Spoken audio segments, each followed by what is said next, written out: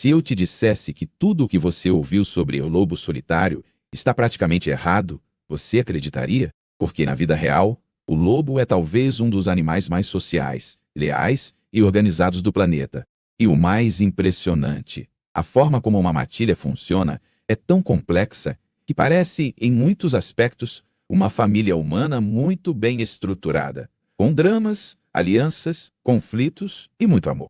Só que tem um detalhe que quase ninguém percebe. Por trás dos uivos na floresta e das caçadas em grupo, existe um código social rigoroso, silencioso e extremamente eficiente. E é isso que a gente vai destrinchar agora. Se você ficar comigo até o final, vai entender por que a Matilha de Lobos é praticamente um manual vivo de liderança, cooperação e comunicação. Vamos começar quebrando uma das ideias mais populares e mais erradas sobre lobos. A tal hierarquia alfa, como se fosse um chefe violento dominando todos os outros pela força. Essa visão veio de estudos antigos com lobos em cativeiro, colocados juntos de forma artificial. Mas, na natureza, a história é outra. Na maioria dos casos, uma matilha de lobos selvagens nada mais é do que uma família. O casal dominante, que muita gente chama de macho alfa e fêmea alfa na prática, são pai e mãe. Os outros membros são, geralmente, filhos de diferentes ninhadas, alguns adolescentes, alguns jovens adultos e, às vezes, um ou outro lobo de fora que foi aceito. E aí vem o ponto interessante. A autoridade desse casal não se baseia apenas em força bruta, mas em experiência, coordenação e capacidade de manter a paz, como em uma família humana estável. Os pais não mandam porque são fisicamente mais fortes, mas porque são a referência, os que protegem, organizam, alimentam. Se você ainda está comigo, agora vem a parte que pouca gente nota. Nessa família de lobos, cada indivíduo tem um lugar social bem definido. Alguns são mais ousados, outros mais cautelosos, alguns brincalhões, outros sérios, e tudo isso influencia a dinâmica do grupo. Mas como eles organizam quem é quem dentro da matilha? Dentro da matilha, a posição de cada lobo não é apenas questão de quem é mais forte. É uma combinação de idade, parentesco, personalidade e até temperamento. Os filhotes, por exemplo, podem parecer caóticos, correndo e mordiscando tudo, mas até nisso existe uma espécie de aprendizado social em andamento. O casal reprodutor, muitas vezes chamado de par dominante, ocupa o topo da estrutura. Eles são os primeiros a decidir para onde o grupo vai, quando caçar, quando descansar e como reagir a ameaças. Não é que os outros não possam opinar, mas a iniciativa, na maioria das vezes, parte deles. Logo abaixo, costumam vir os jovens adultos, muitas vezes os tios da ninhada, que ajudam a cuidar dos filhotes, a caçar e a defender o território. Eles funcionam como um suporte direto ao casal reprodutor.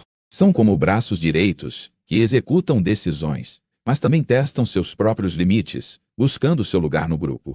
Os lobos adolescentes, por sua vez, são um ponto-chave na dinâmica social. Eles estão numa fase de transição, fortes o suficiente para brigar, mas ainda sem a maturidade completa. Nesse período acontecem muitos jogos de força, disputas leves, provocações e correções constantes. E é exatamente aí que o código social do lobo se mostra mais claro, uma combinação de firmeza e tolerância. E, claro, existem aqueles que estão mais na base da hierarquia, os lobos mais submissos, mas não confunda submissão com fraqueza absoluta. Em muitos casos, esse papel mais baixo reduz o risco de conflito grave, permite que o lobo sobreviva e continue recebendo proteção, comida e apoio do grupo. Agora, talvez você esteja se perguntando, se existe hierarquia, como eles mantêm tudo isso funcionando sem virar uma guerra civil peluda? A resposta está nos sinais sociais, nos gestos, nas posturas e nas regras invisíveis que governam cada interação. A comunicação dos lobos é tão rica que, se fosse traduzida para a nossa linguagem, pareceria uma conversa cheia de nuances, ironias, pedidos de desculpa, ordens e até carinhos. Só que, em vez de palavras, eles usam o corpo, os olhos, orelhas, cauda, dentes e, claro, vocalizações. Vamos começar pelos sinais corporais. Um lobo confiante mantém o corpo ereto, o peito levemente projetado para frente, o rabo erguido ou em posição neutra, o olhar direto. Já um lobo submisso abaixa o corpo, encolhe as orelhas, pode deitar de lado ou até de barriga para cima, mostrando vulnerabilidade e às vezes lambe o focinho do outro, como um gesto de apaziguamento. Esse lamber o focinho não é apenas um gesto fofo, É uma mensagem clara: eu respeito você, não quero conflito. Em muitos casos, esse comportamento é visto em lobos mais jovens em relação aos mais velhos, especialmente quando o grupo se reencontra depois de uma ausência. Como depois de uma caçada ou patrulha, os uivos são um capítulo à parte. Ao contrário do que muitos pensam, o uivo não é apenas um grito de caça ou de ameaça. Ele serve para manter o grupo unido à distância, sinalizar posição, chamar membros dispersos, marcar presença no território e, possivelmente, até reforçar laços sociais, como se fosse uma música em coro que reforça a identidade do grupo. Mas não são só uivos. Existem latidos curtos, rosnados, gemidos, choramingos, cada um com nuances específicas. Um rosnado pode significar uma advertência séria, mas também pode ser um aviso leve durante uma brincadeira mais intensa. Tudo depende do contexto, da postura corporal e da relação entre os indivíduos. Se você ainda está aqui, presta atenção nesse detalhe. A comunicação entre lobos é tão eficiente justamente porque evita que conflitos virem brigas sérias. A maior parte das tensões é resolvida antes mesmo de um dente encostar no outro, por meio de olhares, posturas e pequenas correções. E é essa capacidade de resolver problemas sem ruptura que permite o próximo ponto fundamental, a cooperação extrema na caçada. Como um grupo que precisa comer carne, se deslocando grandes distâncias. Os lobos dependem de um nível de coordenação impressionante para sobreviver. Imagine um grupo de caçadores que não pode falar, não pode usar rádio, não tem mapas e, mesmo assim, consegue coordenar ataques precisos contra presas maiores e mais rápidas do que cada indivíduo sozinho. É isso que uma matilha de lobos faz, quase todos os dias. Nas caçadas, o comportamento social fica ainda mais evidente.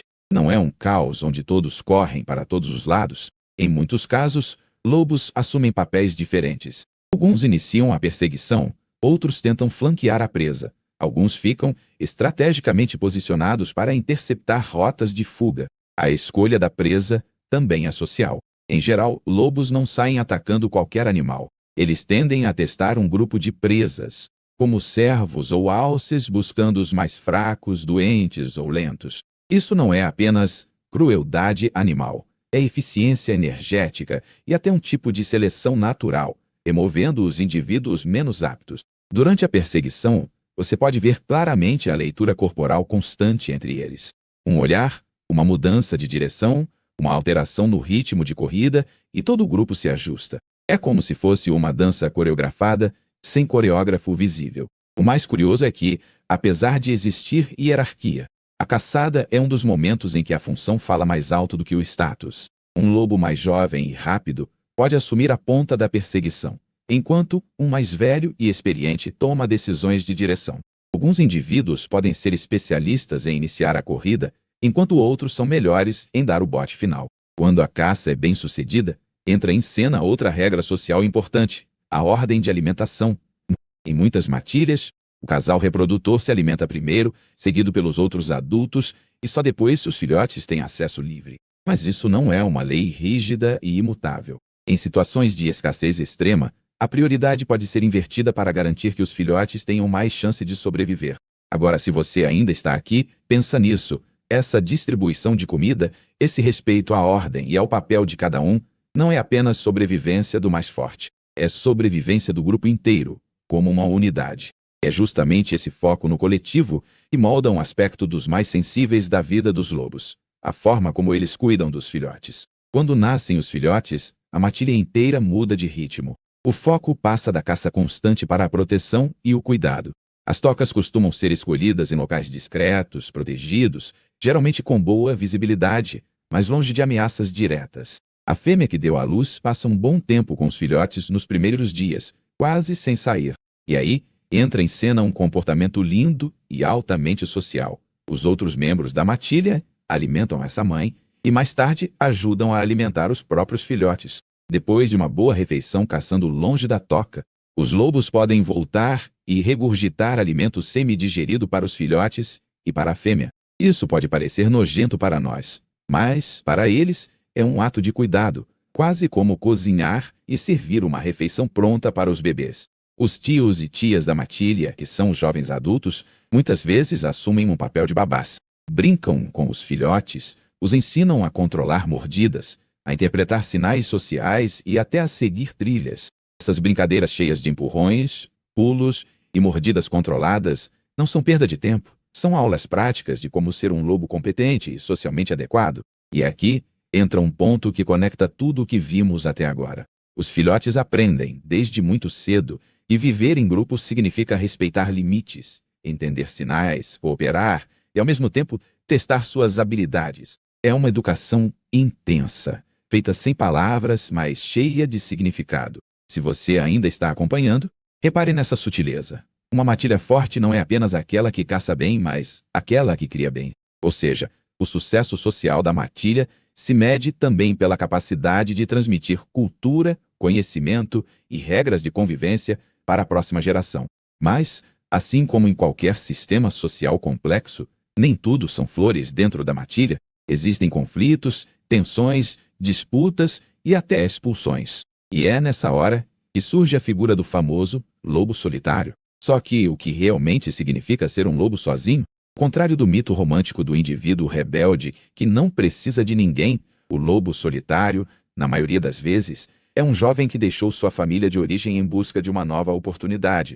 Isso pode acontecer por pressão de outros membros, por competição por parceiros ou simplesmente pela necessidade biológica de sair para ter sua própria família. Ser um lobo solitário é uma fase extremamente perigosa. Sem o apoio da matilha, ele precisa caçar sozinho, se manter invisível a outras matilhas territoriais, evitar conflitos e, ao mesmo tempo, procurar parceiros. Muitos não sobrevivem a essa fase, mas, para os que conseguem, essa jornada solitária pode terminar com a formação de uma nova matilha. Às vezes, dois lobos solitários de áreas diferentes se encontram, formam um casal e estabelecem um novo território. Com o tempo, terão filhotes e pronto, nasce uma nova família. Agora, aqui está o ponto que quase ninguém fala. Até mesmo o lobo solitário carrega consigo o manual social que aprendeu na sua matilha de origem. As habilidades de comunicação, leitura de sinais, estratégia de caça e até de educação de filhotes foram adquiridas coletivamente e agora são levadas adiante. Se você ainda está comigo, percebe como isso fecha um ciclo. A matilha forma um indivíduo, e o indivíduo um dia formará outra matilha. O que parece isolamento é, na verdade, uma ponte entre duas estruturas sociais diferentes. Essa transição entre famílias, territórios e gerações é o que mantém viva a diversidade genética e comportamental dos lobos. E é também o que garante que as regras sociais, embora pareçam rígidas, tenham uma certa flexibilidade adaptativa. Chegando perto da parte mais surpreendente de tudo isso, vamos juntar os pontos. Hierarquia, comunicação, cooperação na caça, dado com filhotes, lobo solitário, tudo isso faz parte de um sistema social extremamente refinado, que tem um objetivo final bem claro: maximizar as chances de sobrevivência do grupo. Um detalhe impressionante é como os lobos equilibram competição e cooperação. Dentro da matilha, existe competição por comida, por posição, por atenção. Mas essa competição é quase sempre regulada por sinais e limites sociais. Passou da conta, vem uma correção. Respeitou o limite, o grupo continua funcionando. Ao mesmo tempo, a cooperação aparece de maneira poderosa. Dividir comida, defender membros feridos, apoiar a criação de filhotes que nem sempre são seus, patrulhar fronteiras juntos e até cantar em coro para reforçar a presença da matilha no território. Esses uivos em coro podem servir também para criar a ilusão de que há mais indivíduos do que realmente existem, afastando intrusos. É como se um pequeno grupo de pessoas falasse ao mesmo tempo para parecer uma multidão. Ciência social aplicada ao som. Se você ainda está aqui, agora vem a virada mais interessante. Muitos pesquisadores começaram a olhar para as matilhas de lobos como modelos de estudo para entender melhor não apenas o comportamento animal, mas até aspectos da nossa própria sociedade, liderança baseada em respeito e competência, não só em força, organização familiar estável, transmissão de conhecimento entre gerações, resolução de conflitos sem destruição do grupo. Em outras palavras, aquilo que muitos viam apenas como fera selvagem perigosa, esconde um sistema social que, em vários pontos, é mais eficiente e harmonioso do que muitas estruturas humanas. Agora, lembra da imagem inicial do lobo solitário? Ela ainda faz sentido, mas de uma forma diferente. Não como símbolo de alguém que rejeita o social, assim como uma etapa delicada em um ciclo profundamente social. O lobo solitário existe porque existe matilha antes e depois dele. No fim das contas, a grande revelação é esta: os lobos não apenas sobrevivem em grupo, eles só fazem sentido em grupo. O uivo que você escuta não é apenas um chamado de um indivíduo, é a voz de uma organização inteira, de uma família conectada por regras invisíveis, gestos sutis e decisões compartilhadas. Se você prestar atenção, por trás de cada cena de lobos correndo na neve, de cada uivo à noite, de cada filhote tropeçando atrás da mãe, existe um sistema social tão elaborado que poderia ser estudado como se estuda uma pequena sociedade humana. É justamente isso que torna o comportamento social dos lobos em matilhas tão fascinante. É uma dança constante entre indivíduo e coletivo, entre força e cuidado, entre disputa e cooperação. Se esse mergulho no mundo social dos lobos te abriu novas perspectivas, aproveita para deixar um comentário dizendo o que mais te surpreendeu. Foi a hierarquia baseada em família, a forma de comunicação, o papel dos tios ou o verdadeiro significado do lobo solitário? E se você quiser se aprofundar ainda mais em como outros animais organizam suas sociedades, se inscreve e ativa as notificações, porque ainda tem muito mundo selvagem para a gente decifrar juntos, sempre indo além do mito para entender a realidade escondida por trás do comportamento dos animais.